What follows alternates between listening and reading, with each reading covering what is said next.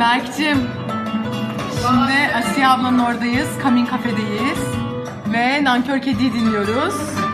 Sesini beğenenler var. Çok beğeniyorum. Asiye bir şey duyuyor. Ve Nankör Kedi'yi dinliyoruz bak. Yakışıklı bir delikanlı var burada. Evet.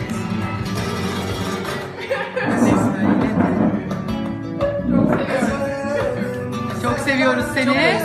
Çok özledik. Dinlemek istiyorum. Evet, seni çok dinlemek istiyorlar. Yeni şarkılarını sabırsızlıkla bekliyorlar. Trabzon'dan, Kamin Kafe'den sana selamlar. Hoşça kal.